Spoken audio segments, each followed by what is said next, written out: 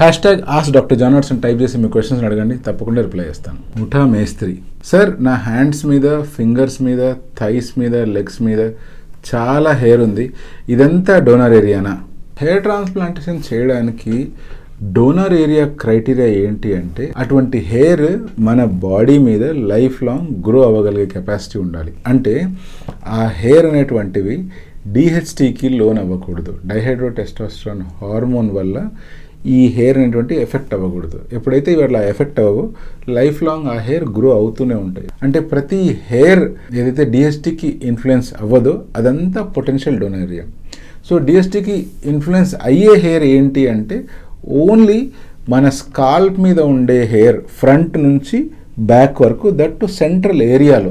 ఈ హెయిర్ తప్పిస్తే మన బాడీలో ఏ హెయిర్ కూడా డిహెచ్టీకి ఇన్వాల్వ్ కాదు. కాబట్టి బాడీ హెయిర్ అంతా డోనర్ హెయిర్ లాగా యాక్ట్ చేస్తుంది. కానీ కొన్ని ఏరియాస్లో ఉండే హెయిర్ మాత్రం ఎఫెక్టివ్ డోనర్ లాగా పనిచేస్తుంది. ఫర్ ఎగ్జాంపుల్ బియర్డ్ ఏరియా కానీ లేదా ప్యూబిక్ ఏరియా హెయిర్ కానీ చాలా థిక్గా, ఒత్తుగా పెరిగే అవకాశం ఉంటుంది. అదే చెస్ట్ ఏరియా హెయిర్ కానీ లేకపోతే బ్యాక్ మీద ఉన్న హెయిర్ కానీ కంపారేటివ్గా కొంచెం పల్చగా గ్రో అయ్యే ఛాన్స్ ఉంది. ఇలాగే మనం ఫింగర్స్ మీద ఉండే హెయిర్ కానీ, మన హ్యాండ్స్ మీద, లెగ్స్ మీద, థైస్ మీద ఇక్కడ ఉండే హెయిర్ కూడా డోనర్ హెయిర్గా వాడుకోవచ్చా అంటే డెఫినెట్గా వాడుకోవచ్చు.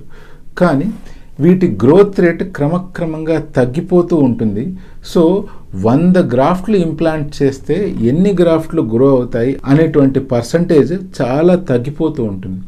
సో నిజంగా ఇంకా ఎక్కడ డోనర్ ఏరియా లేదు అన్నప్పుడు డెఫినెట్గా లెగ్స్ నుంచి కానీ, హ్యాండ్స్ నుంచి కానీ హెయిర్ని మనం కలెక్ట్ చేసి ఇంప్లాంట్ చేసుకోవచ్చు.